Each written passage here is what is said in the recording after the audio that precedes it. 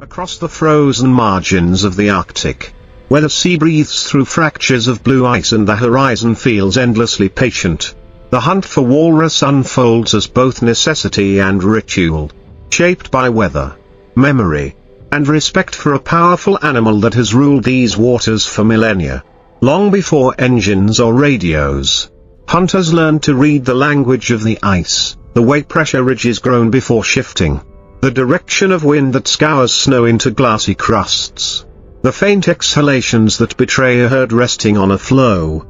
Even now, when modern boats and rifles exist, the hunt is governed by caution and humility, because a walrus is not simply prey but a mountain of muscle and tusk, alert and communal, capable of overturning a careless plan with a single surge from the water.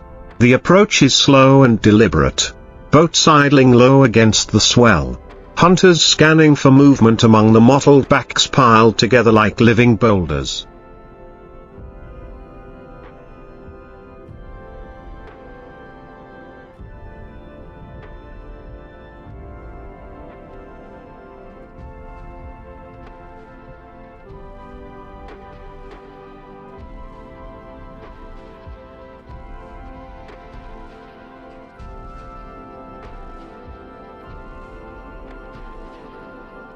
Steam lifting from their bodies into the cold air. Timing matters more than strength. The ice can fracture without warning, and a startled herd can vanish in seconds, plunging into black water with thunderous splashes. When the moment comes, the hunters act with practiced restraint, aiming to bring down one animal cleanly while the rest scatter. A balance between efficiency and mercy learned through generations. The sea answers immediately, rocking the boat, tugging at lines, reminding everyone aboard that success is never guaranteed in this environment. Afterward, the work continues in silence and breath, securing the animal, steadying the vessel, and giving thanks, not as a gesture for show, but as acknowledgement of a life taken to sustain others. Every part has a purpose: meat for food, blubber for fuel and warmth.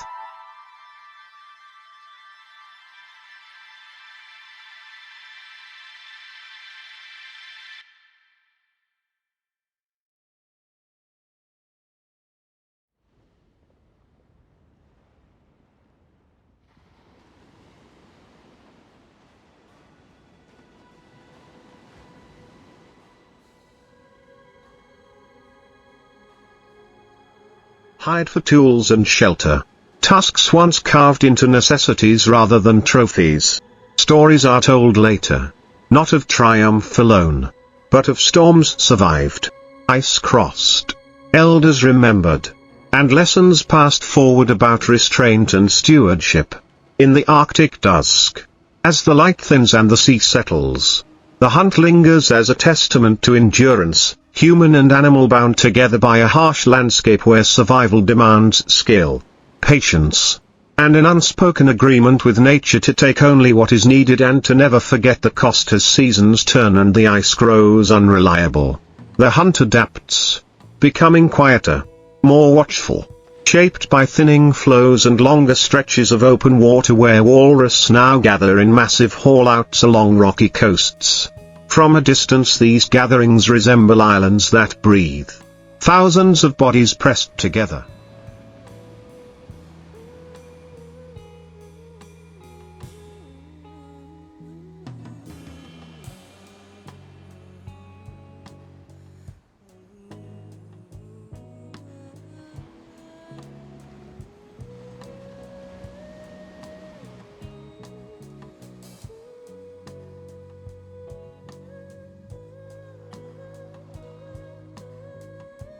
Each movement rippling through the herd like a shared pulse. Hunters wait for hours, sometimes days, observing tides and currents, choosing moments that minimize panic and waste. Because chaos here can mean animals crushed beneath their own weight or lost to the sea beyond reach.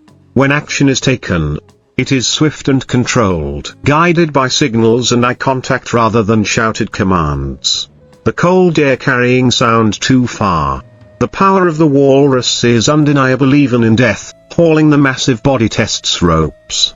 boats, and muscles to their limits, reminding everyone involved that this is not conquest but labor. Heavy and exacting. Back on sure or stable ice. The processing begins immediately. Hands numbed by cold yet moving with precision. Blades finding familiar paths learned from elders who once worked by lantern light under polar stars.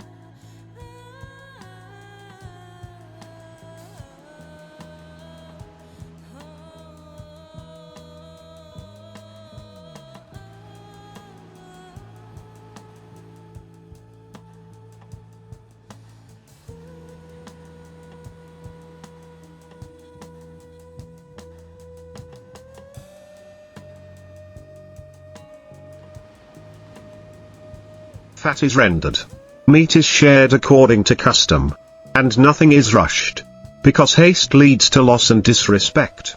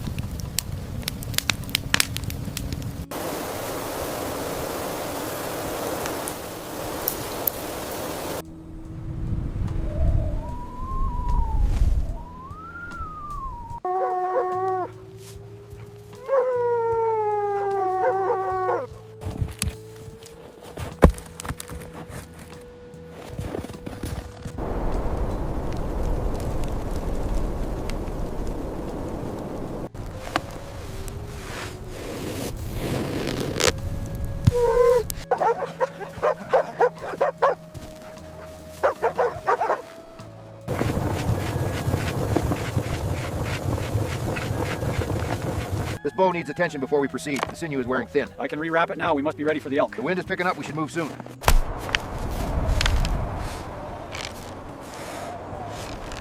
Faster, before the wind picks up.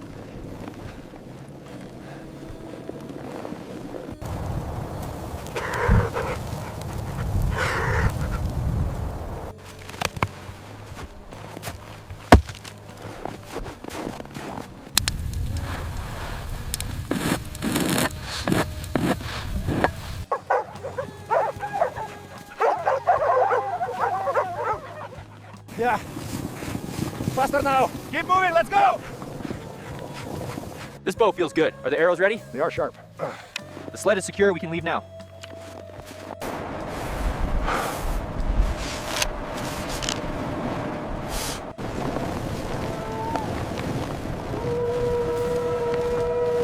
All right, let's go, Moosh. Faster now. Hike, hike.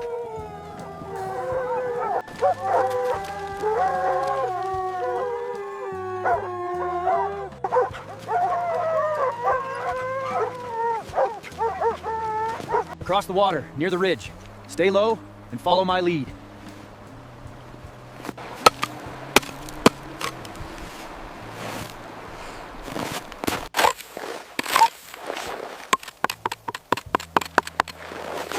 Easy on the left there. All right, let's keep it moving now.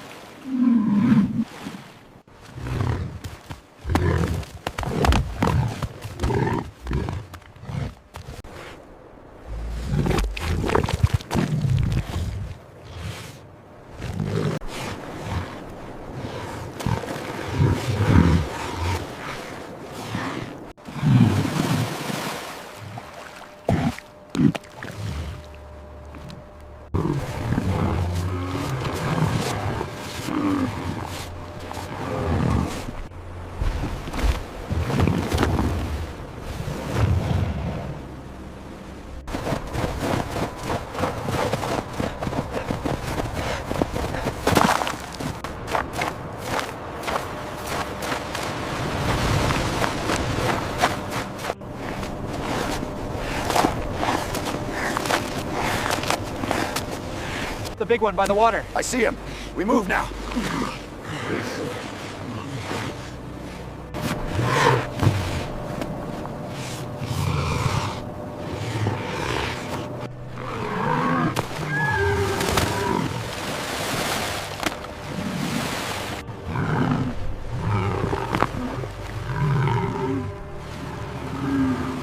Children watch from a distance, absorbing the gravity of the moment, understanding that food does not come from shelves but from choices made far out on the dangerous sea. As night closes in and auroras shimmer silently overhead, the hunters return home carrying more than provisions, they carry responsibility, knowing that each successful hunt binds them to future restraint. The walrus will return if the balance is kept, if the ice is honored, if the stories remain honest. And so the narrative of the hunt continues, not as a relic of the past, but as a living practice shaped by survival, ethics, and an enduring conversation between humans and one of the Arctic's most formidable guardians in the days that follow. The village settles into a rhythm shaped by the hunt's outcome.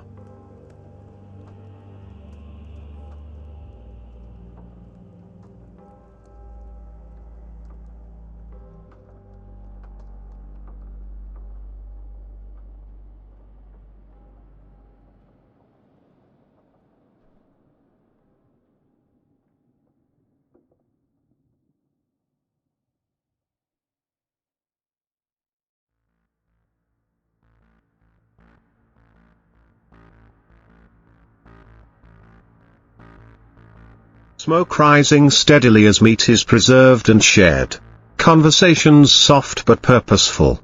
Each household receiving a portion that ties them into the same story of risk and provision. Elders speak of years when the ice was thicker and the walrus more predictable. Not with nostalgia alone but with warning. Reminding younger hunters that the sea remembers arrogance and punishes forgetfulness. Knowledge is repeated until it becomes instinct, how to judge the age of an animal by the curve of its tusks. How to listen for cracks traveling beneath snow. How to stop when conditions shift. Even if hunger presses hard. The walrus, though absent, remains present in every task. Its weight felt in sore shoulders. Its presence echoed in careful movements that mirror the discipline of the hunt itself. Beyond the village, storms roll across open water more often now, and the margin for error narrows.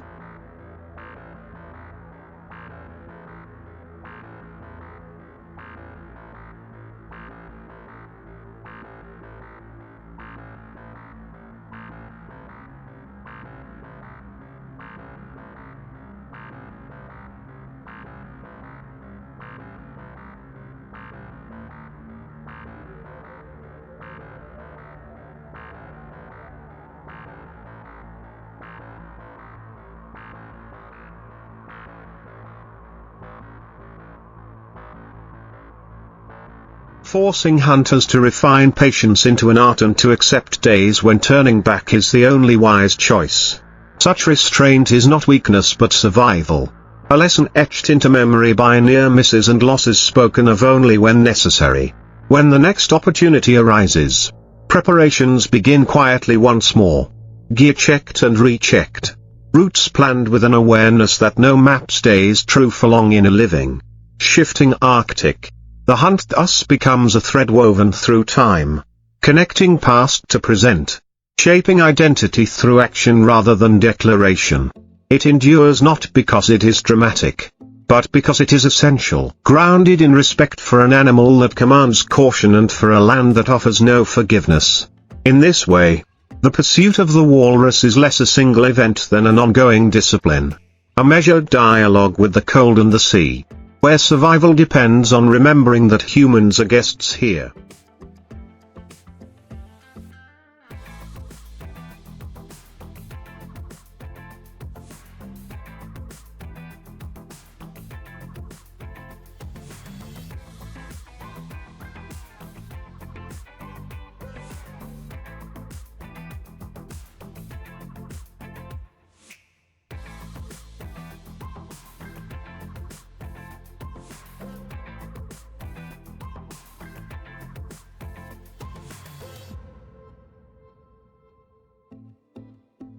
sustained only by balance, humility, and the will to listen with time. The meaning of the hunt deepens beyond sustenance, becoming a quiet measure of character tested against isolation and cold. Younger hunters learn that courage is not found in noise or haste but in the willingness to wait, to turn back, to shoulder disappointment without complaint when conditions refuse cooperation. Each journey onto the ice carries the weight of those who came before. Names spoken softly as routes are chosen and weather judged. A reminder that survival here has always depended on collective memory more than individual ambition. The walrus, resilient and ancient, continues to shape these lessons simply by existing where humans must work hardest to follow. Even unsuccessful days contribute to the rhythm, sharpening awareness, reinforcing discipline, and renewing respect for the unpredictability of life at the edge of the sea.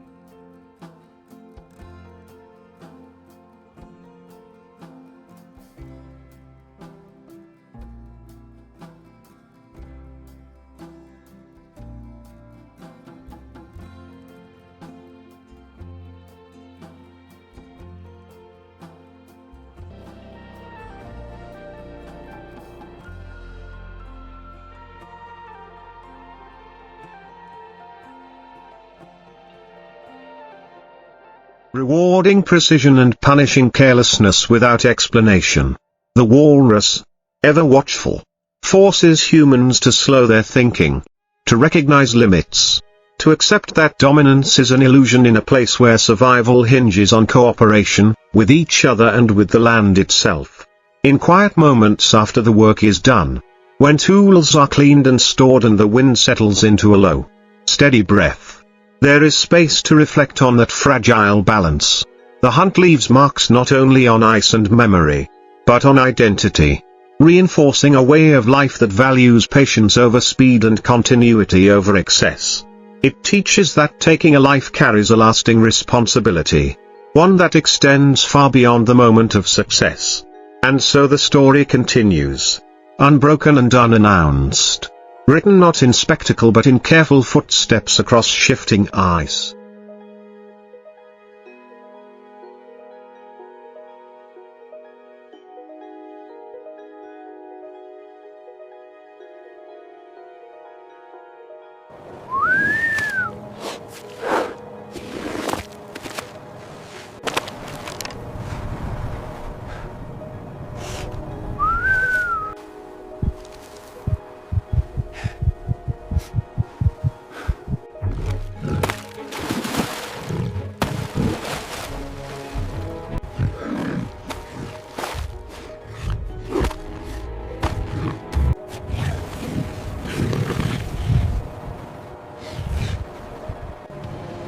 Great provider of the sea, we thank you for this gift. May your spirit find peace. We thank you, great provider.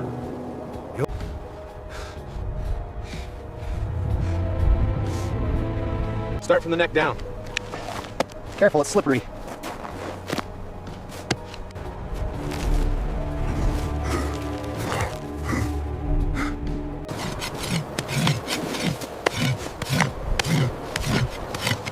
Cut deeper on the left side. Okay, I have it. Be careful with that section.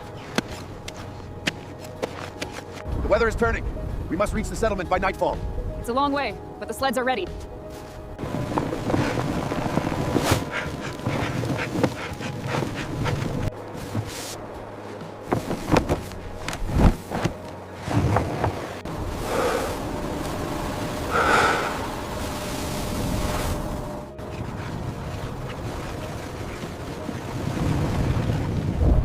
Whee! Easy now. Keep it steady, boys.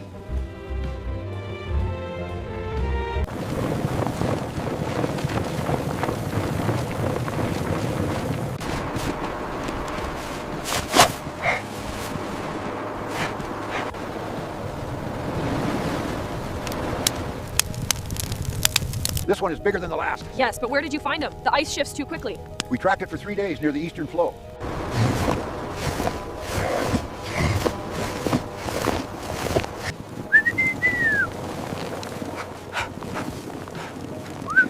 Lift with your legs. Okay, drop it now.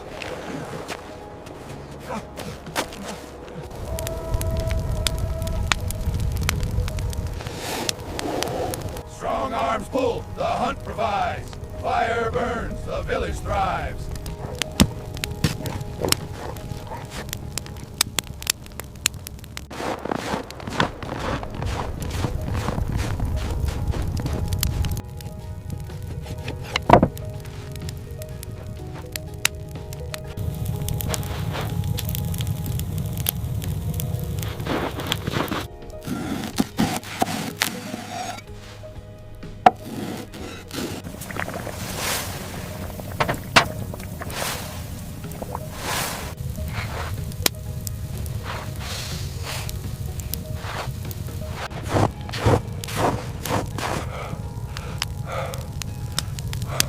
Please, stay awake. Drink this. You are safe now.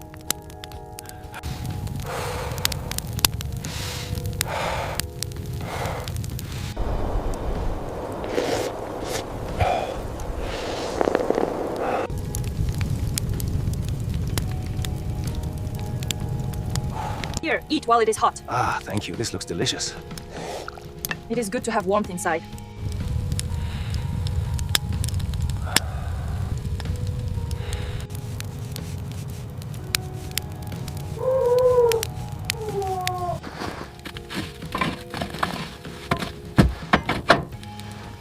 Look, I finally beat you! No fair. Let's play again!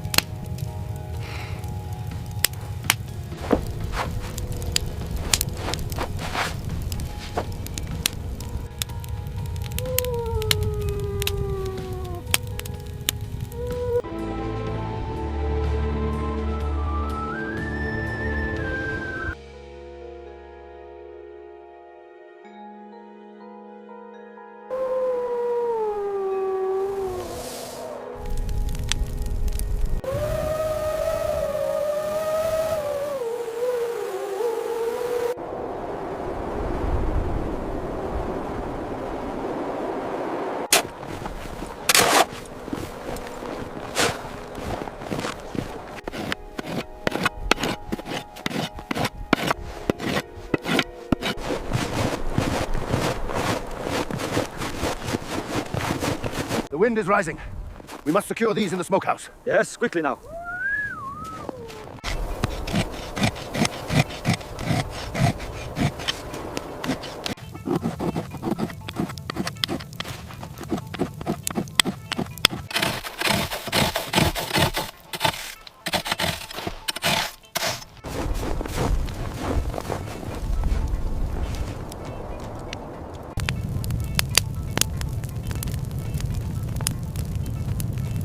Look at all the snow! It's so much fun! The blubber is freezing quickly. We must hurry. Yes, pass the large knife. This blade is finally ready for the hide.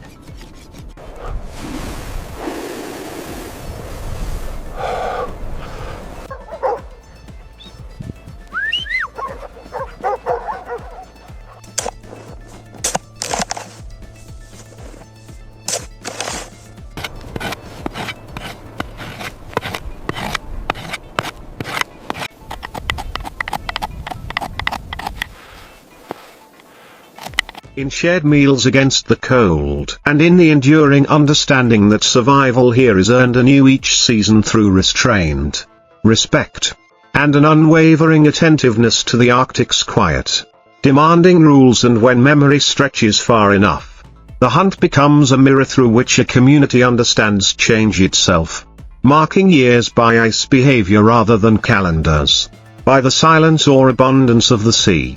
New technologies arrive cautiously, adopted only where they serve safety and restraint, never replacing judgment earned the hard way.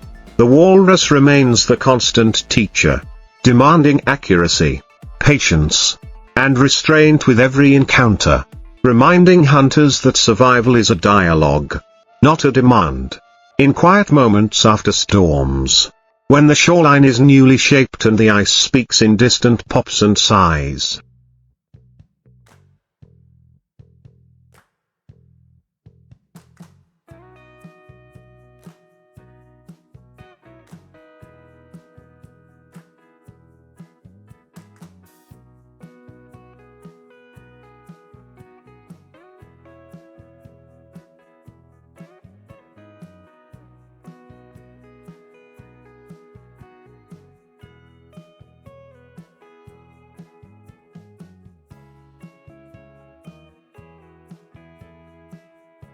The lessons settle deeper than any single success.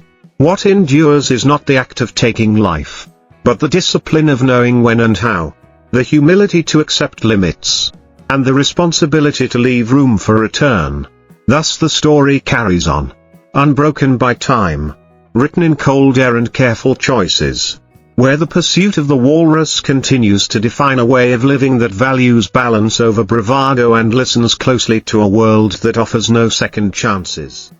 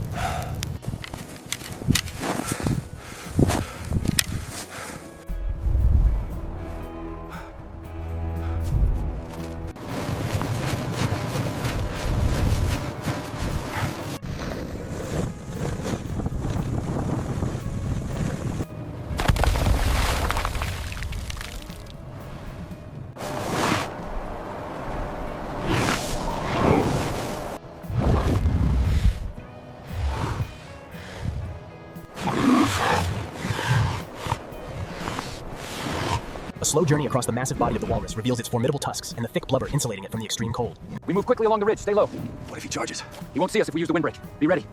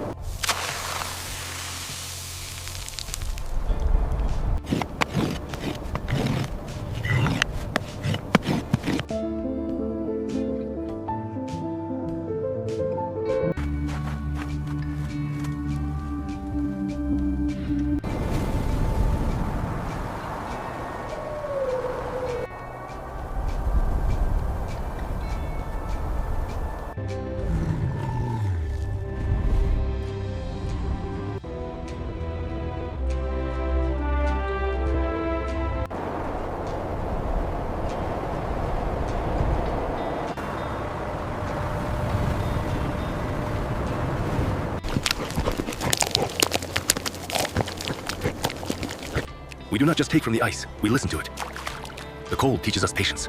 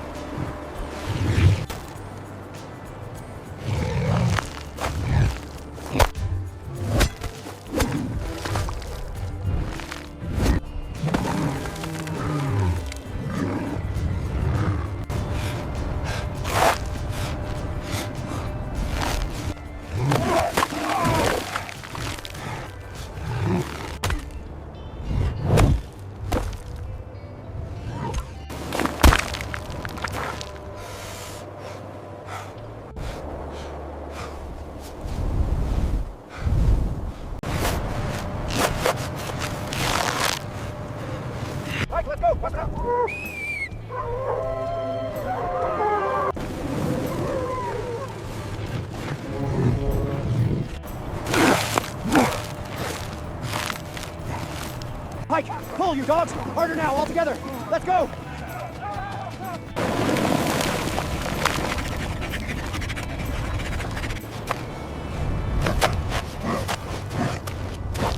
At minus 71 degrees Celsius. Nothing here is gentle. Nothing is forgiving. In this frozen land of Yakutia, survival is not a choice. It is a constant battle fought every single day. The hunt for the giant walrus was never about conquest. Never about pride. It was about children who needed to eat. Elders who needed warmth. And a village standing at the edge between life and silence. Every step across the ice carried the weight of death. Every breath burned like fire in frozen lungs. The walrus fell. Not as an enemy, but as a sacrifice that would keep an entire community alive. Its meat became food. Its fat became fire. Its skin became protection against a world that shows no mercy. Here, nothing is wasted. Because every life has meaning. In Yakutia, nature is powerful, brutal, and eternal. But humans endure not by dominating it.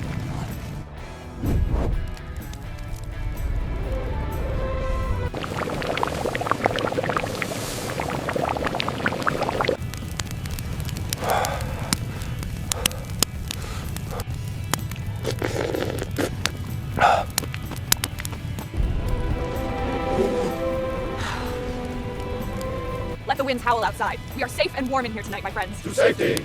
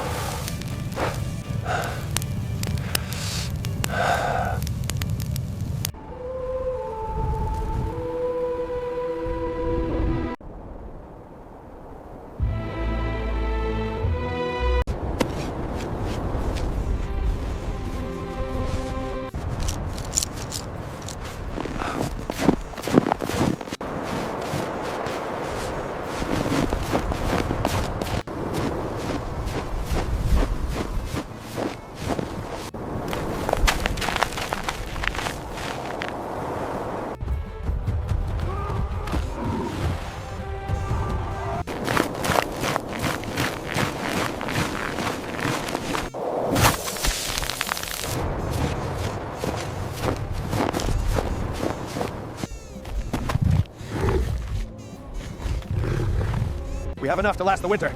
The Great Spirit provides.